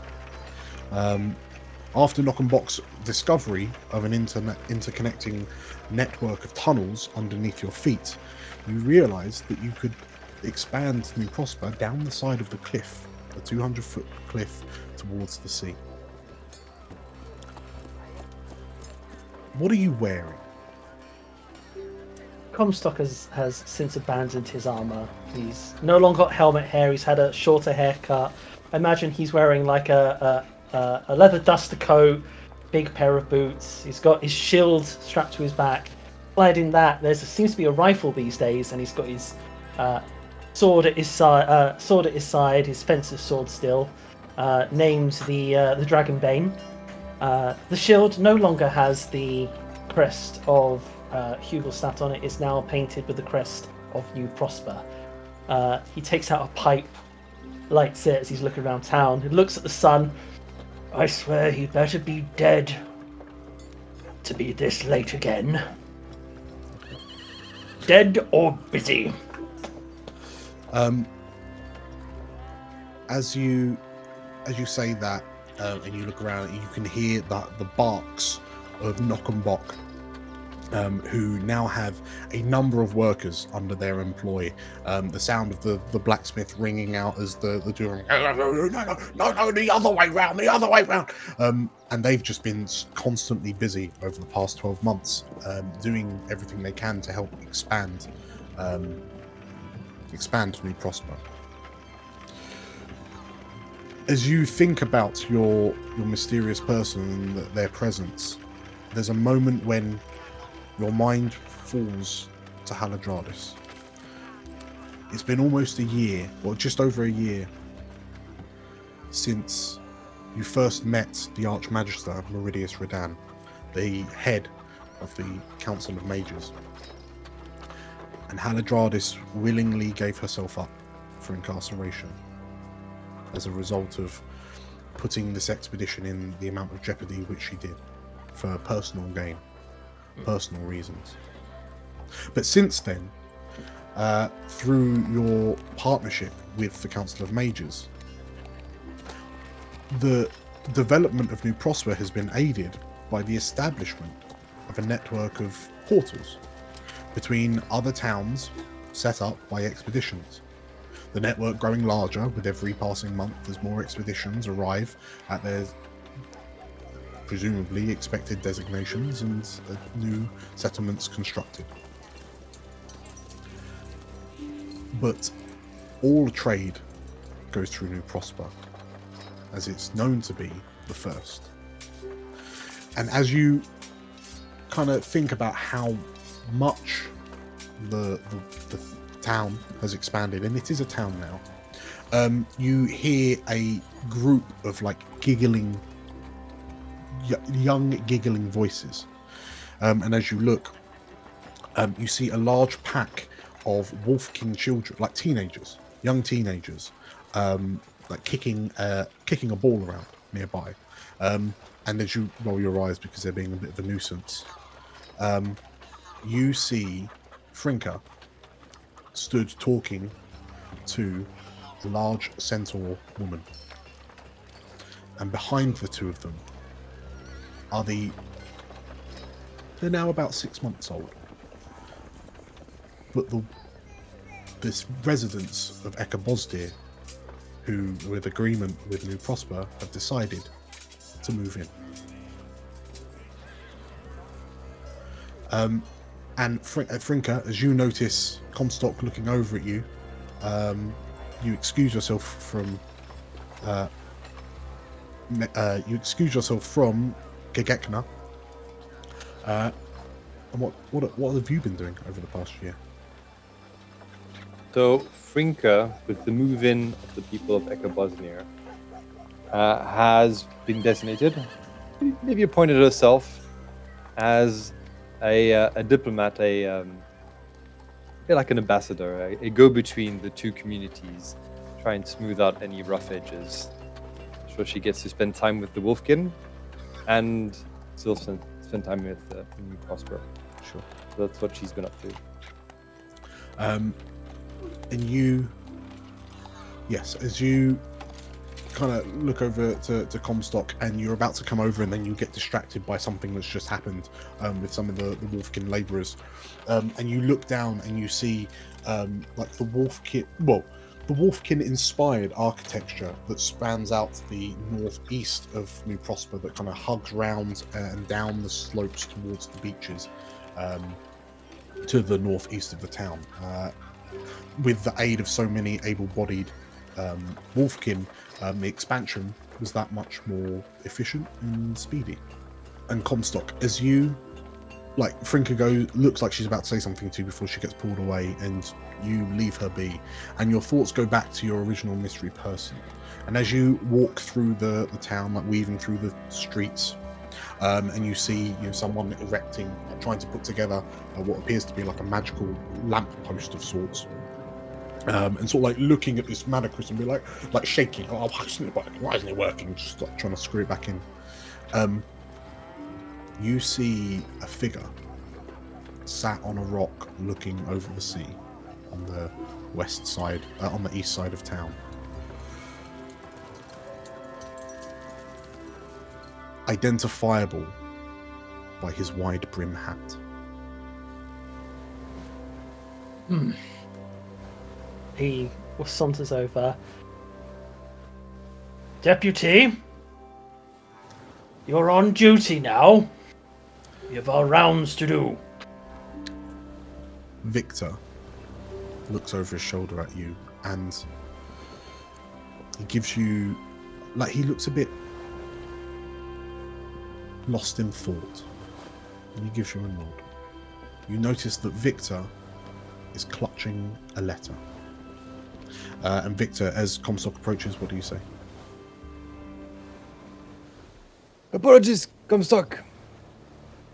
I was just reading something. An old paper for my past. I see. Anything I should know about, my friend? You know what? I forgot I had this. Notification of exile. From High Majesty Lionel Klaus, by appointment of Her Majesty, the Queen Ruler of the Sovereign Nation of Drusovich, to Baron Victor Kasprezak, ruler of the town of Tresia, member of the Queen's Council. Dear Baron Kasprezak, with heavy hearts and solemn duty, we convey to you the decree of Her Majesty, ruler of Drusovich, which has determined your fate. Regrettably, it is our duty to inform you of your exile from the lands and domains over which you once held mantle of governance. The decision to impose this sentence has not been taken lightly, but rather has been reached after a thorough consideration of your actions and consequences. The Sovereign Council of Advisors, in their wisdom, has assessed that you are to be found guilty of the death of your wife, Helena, during a hunting accident in the vicinity of Tresia. Given the gravity of the transgression attributed to your name, and in accordance with the laws of our realm, it has been determined that your continued presence poses a risk to the security and welfare of our beloved domain.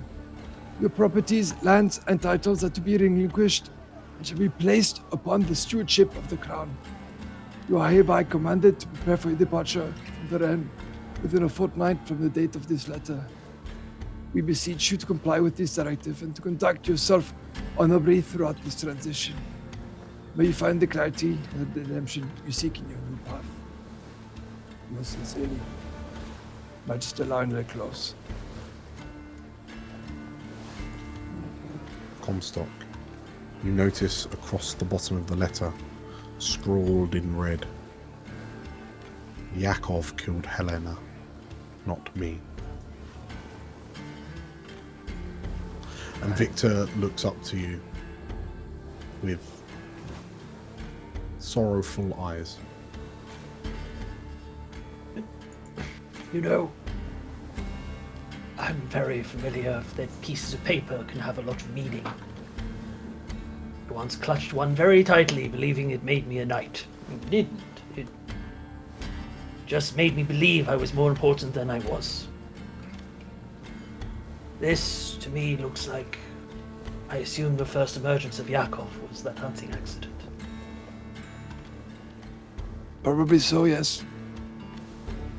But remember, he is dead. He can't hurt anyone anymore. And... tragic, yes, your past is awful. I didn't realize that you held such power. Baron. Surprising, but look, At some look, point, yes. look behind us. Look at this town. Do you know why they call it one of the safest towns of the new colonies? Because of you. It's you and me. I may be the law in this town, but I can't do it without my deputy. You're a good man, Comstock. Remember that. You remind me every day, my friend. You've been almost forgiven in the eyes of these people. Keep working hard. You have a nice house. Friends. You want for nothing. Baron? Oh, Comstock, it's not the present that haunts me, it's the past. what do you want to do, my friend? I want us to go burn this paper. Let's go find a fire. Wait, better idea, let's smoke it. Well, well,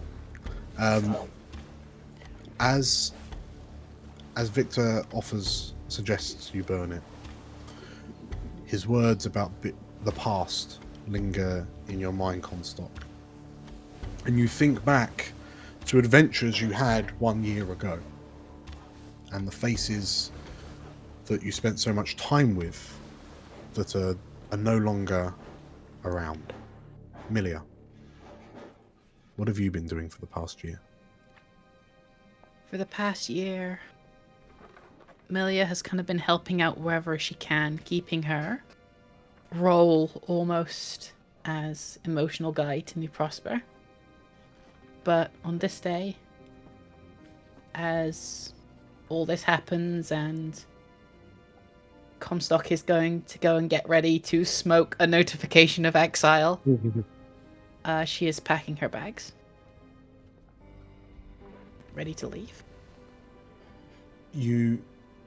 How has your life been different now that you know who your benefactor was? Renengar, the Sky Watcher. It's less of a different now that I know who my benefactor was, more of a my mind has been clear. It took maybe a week for me to realize now that Urixala is gone. And as I was preparing to live out my life running and keeping this book away from everything, it took about a week to realize that my life isn't over now and I have things I can do. And it brought a freedom that I didn't know what to do with. And people would have noticed it for the year. Milia was helping to set up, practically becoming probably the foremost locksmith in the new town, setting up everything she can. But there was always that restless look on her face.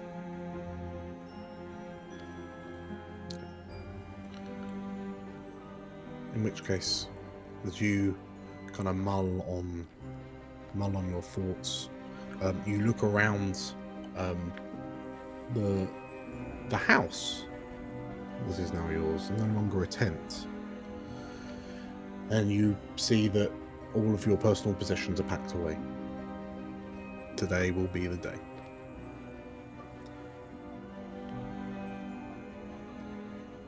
And you also think back to faces that you haven't seen in a while. Galena.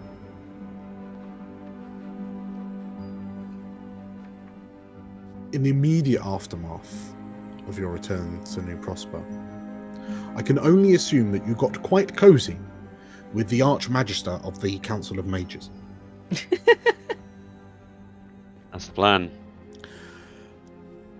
And Meridius seemed very intrigued when, after a few too many bottles of Rockshine, you let slip that within that crystal tower over there is a whole, like, weird gravity library of knowledge.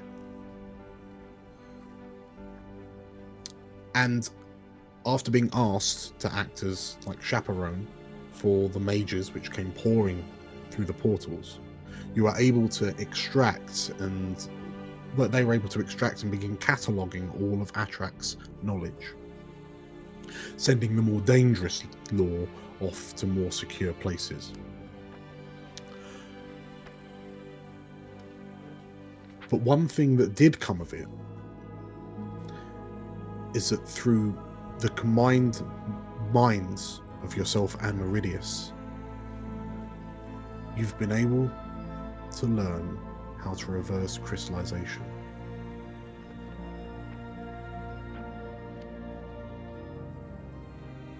So what have you been doing for the past year? So, on a day just a little under a year ago, I think Comstock would have turned up to an agreed time and an agreed place for a few drinks and found no one there, and just a note saying, "I'm sorry, I have to go." And probably no one will have heard anything for a long time from Galena, probably keeping in contact with Meridius, I expect. But as Victor and Comstock are kind of staring out over the sea, Comstock, you feel a small hand, now finally flesh again, rest on your arm. Bashin. He wears trousers these days. Amazing, what an upgrade. Let's see. Comstock? Victor? Oh. There's someone I'd like you to meet. And you turn to see a slightly battered, dirty-looking Galena, accompanied by a gangly, slightly taller than Galena herself, bright teenager. You must be... Hoping for you to meet her for quite some time. Victor, quickly, run to my house. There's a box on the side. Can you grab it for me, quickly? Yes. Hello again, I'm Victor. Good to meet you. I have to run. You'll see plenty of him, don't worry. Galena, He's the one I told you not to trust. he's been a very good man this past year. He's my deputy. He's part of the law here. Yes, we've got a lot of catching up to do. We do indeed. I'm so happy to see you. It sounds daft, but every day at the end of my rounds, I'd always go to the road to see if you were to be walking down it. One day I got the legends the day you come back. I'm sorry I didn't write. I thought I, might get hanged or something. So, well. I understood. Agat was always the most important thing to you. Your mother always spoke so highly of you, Agat. The Terran sprite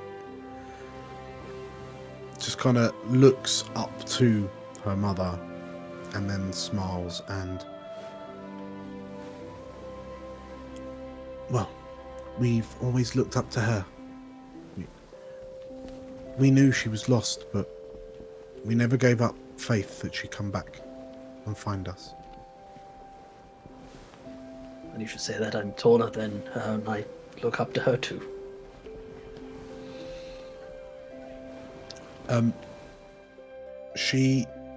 The young Terran teenager kind of looks around, like marveling at this above ground settlement.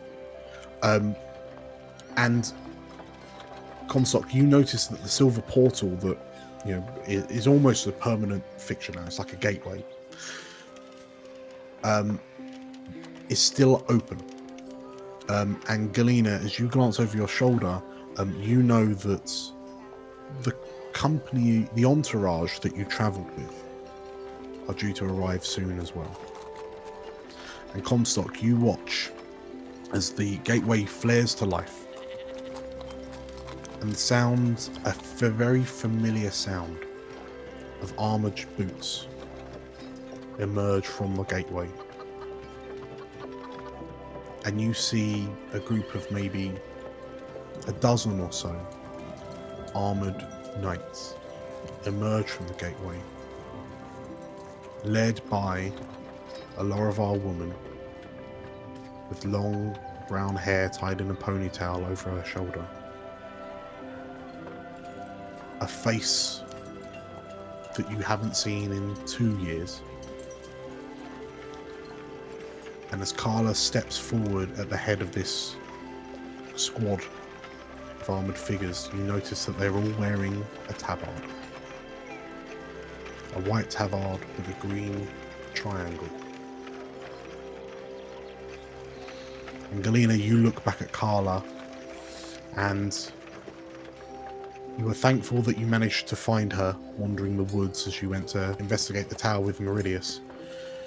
And through your knowledge of being able to decrystallize your hand, you are also able to backtrack the advanced crystallization from her eyes. And through the more powerful clerics in other cities around the network, she's even been able to regain her sight. The whole reason why she allowed Atrak to begin crystallization on her in the first place. And Comstock, you find yourself looking at one of your guiding idols for so many years, formative years of your life. And she looks to you. Her eyes look slightly tired. You can see the wrinkles around them. Her hair is tinged with a little bit of grey. But she nods as the Knights of the Hill part around her, and they approach you, and one of them says, "We've been assigned to this town. Is there anything we can do?" The young Laravar boy says. Most of the security things I have well in order, but if you could make a few rounds, help the people out, that would be appreciated. If you wish to look as well, the original Knight of the Hill armor is on display in the town hall.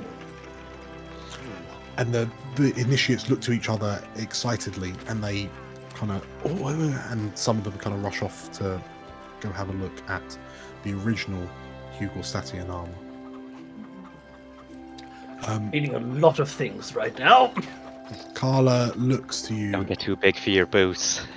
Carla looks to you and smiles before, like, silently nodding and then moving off to join her new knights.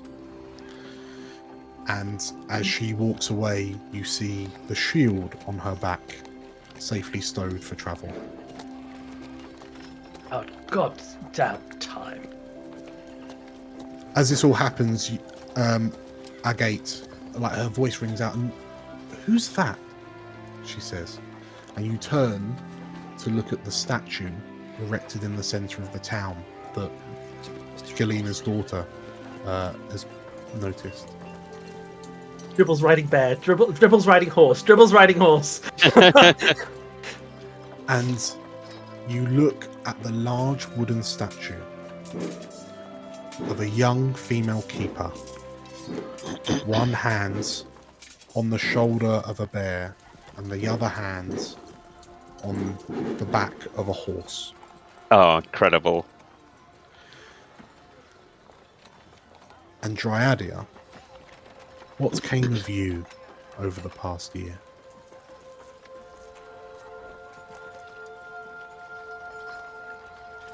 So, Dryadia left the tower, could go no further than the tree line that circumferences the forest.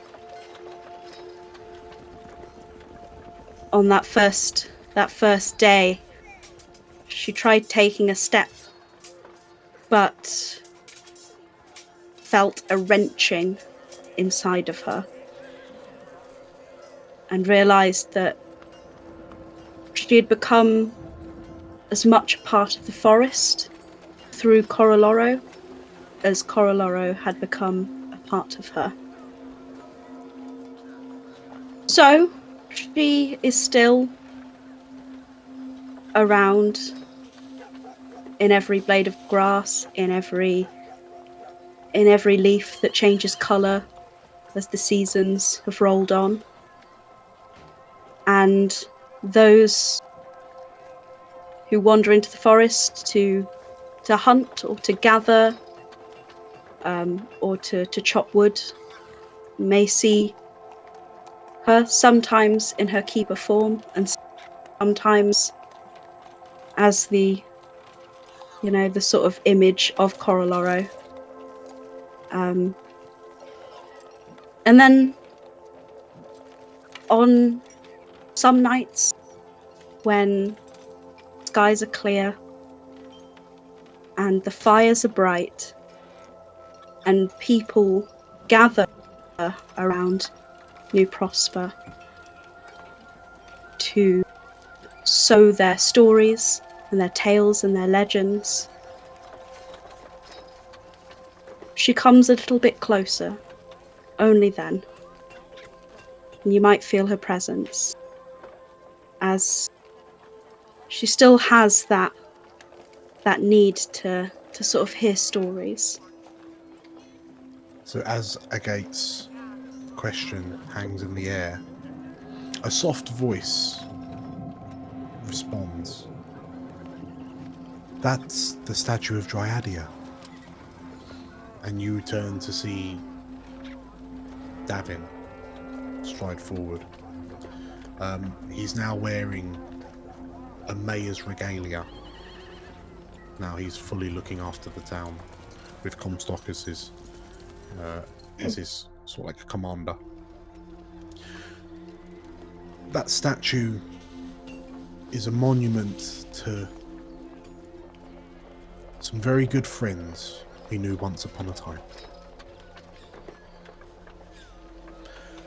And you all hear like a scratching and a scuffling, and Agate lets out a little squeak as this little, almost like child-sized wooden face peers out from behind it. In lieu of hair, it's almost got like branches that wave out in almost like a crest, and it's got like long, spindly, twig-like fingers. And this creature just kind of like jumps at the sound of Agate's cry, and then just sort of like trips over something, skitters about a bit, and out tumbles this little creature that looks like it's made from living wood, with these large pearlescent eyes. And Agate, what's that? And Davin smiles and lifts her hands up, and don't worry, they're very friendly. We call them dryads. They began sprouting from the forests about a year ago, and we felt that the name, it was just the right thing to call them.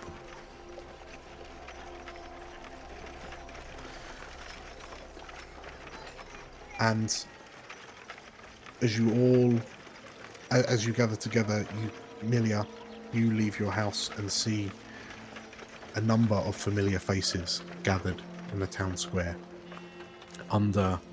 near the statue of Dryadia, Horse, and Mr. Dribbles. You had to do it, didn't you? Had to. It's law. And as you all spy Milia and Comstock, you nod as you see Milia has now packed her things.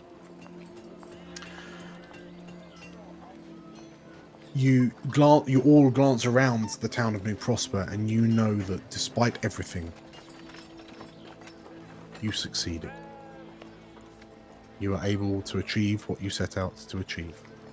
And New Prosper now stands as one of the gleaming beacons of light in a landscape of uncertainty and darkness, even 2 years on. But with New Prosper leading the way and the network of portals by the Council of Mages becoming more expansive with every passing month, that uncertainty, that wilderness will be conquered. And New Prosper will act as the main trading hub for all of the future expeditions which strike out from all of the different settlements that have been established. And Come as stop. you- I got your box. Thank you. Wait, Thank you. I was I also wondering. got I also got my pipe. We can smoke my notification of exile that I got for killing my wife. It'll be perfect. I will unpack that later. He hands his box to a gate, and inside there's I've been learning how to whittle, and inside there's like a knightly doll with like a helmet. It's got pauldrons. It's got the cuirass, the gauntlets, but it's got two spindly little stick legs. I still don't quite know how to craft greaves. I'm learning. So for the moment, I apologize, but we can call it the Hugostatian Knight, if you will. I don't know if you're a bit old for dolls, but yeah, just don't ask questions about why it doesn't wear greaves. There is no honest answer. There is no honest answer. The teenage Terran sprite. Thanks, she says as she takes this wooden doll. But Galena, as you look down, you notice that, like, Galena, you've tensed up, presumably because you've kind of suspected you'll get some teenage sass. But actually, she looks quite, pleased with it. She looks quite taken aback by the offering, by the gift. And she looks up and smiles genuinely. Want to go see the fish people? There's fish people? And Boss. you all Come this way. No. you close your eyes. You have I'm rounds, going. Victor. You close your eyes and like you roll your eyes as Victor drags Galena's daughter off down He's to gonna the be the worst seafront. uncle. To the seafront, where through Victor's actions, he has managed to almost indoctrinate the local Croats to aid with the fishing efforts for the expanding town. Yes, exactly. After he leaves, I'm Yes. just gonna sort of look around to everyone and go, well, I'm leaving today. I just got back. I've done my part here. I've helped as much as I can, but my family's still out there. I don't know where Glasnir is. And there's gonna be more people that I can help out there. I need to go. The Archmagister can help, I think. He helped me locate my home. Speak with him.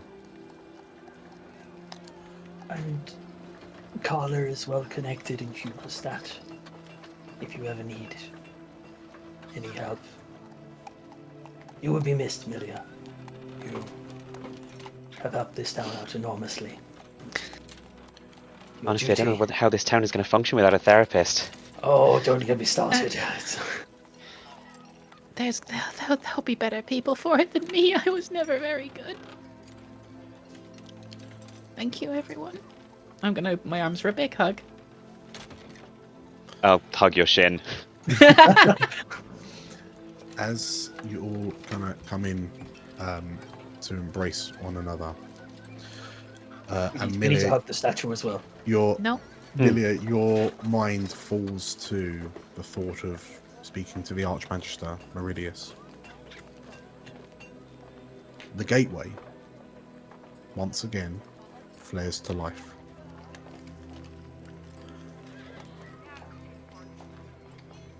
and Meridius bursts through in a somewhat of a panic.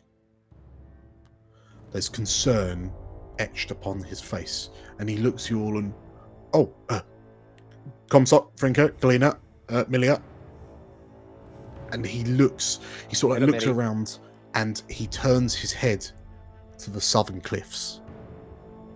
As he he begins rushing, and you notice more mages appearing from the gateway and all rushing to the southern cliffs. And he looks, the silver-haired Lorivar looks over his shoulder and, Comstock, I might need your help with this one, he shouts. Fair enough. My men will be ready. And he looks to you and, no, all of you, he says. And he kind of swings his hand to gesture you over. 5 more minutes won't hurt, Milia. I've got everything I own. As you all follow after Meridius, he reaches the edge of the cliff, and sort of like below him you can see the cliffside buildings of New Prosper that's built down the side, and you see him like frantically scanning the sky over the sea to the south and east of New Prosper. At first I thought it was just strange, but this is positively bewildering. I didn't think it would actually happen. Galena, have you got any of those arcane contraptions of yours? I open up my robe and there's so many arcane contraptions. Like, what do you need? He reaches into your bag and he grabs the device that you use. That it's effectively an arcane compass that monitors the flow of mana in a given area, and you can use it to detect ley lines and the like.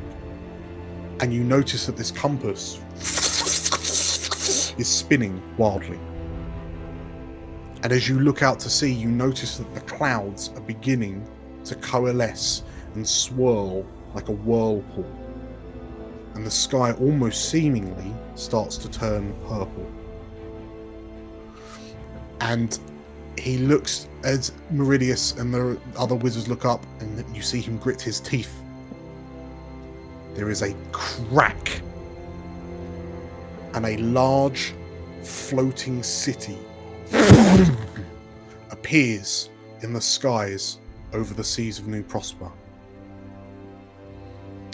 And as Meridius's eyes open wide and he looks to you all, his mouth open, we will call it there. I'm sorry, what? Motherfucker. Wow. What is going on with New Prosper? We saved the place. It was meant to be a nice, quiet retreat. We had a year retirement, it's fine. Congratulations, everyone, on completing Explorers of Elsewhere Year 1. We made it! We did it! We only lost that. My mic isn't picking it up unless I talk, but... You have made it to the end of our inaugural campaign. Congratulations. Thank you. Whew. Well, we did it. Hooray Thank for you us. for bringing me into the fold and bringing me along for the ride. Hey. Well done, Dim Dan. It's been a great old time. It has. It has. It has. Thank you so much, the 5 of you, for playing. Thank Anytime. you so much for watching, listening, supporting, believing in this little mad little idea that we've all had. It truly means the world to us. I'm going to keep this relatively short and sweet. If you liked what you saw, make sure to hit the like button and comment down below on what you think Campaign 2 is going to be about.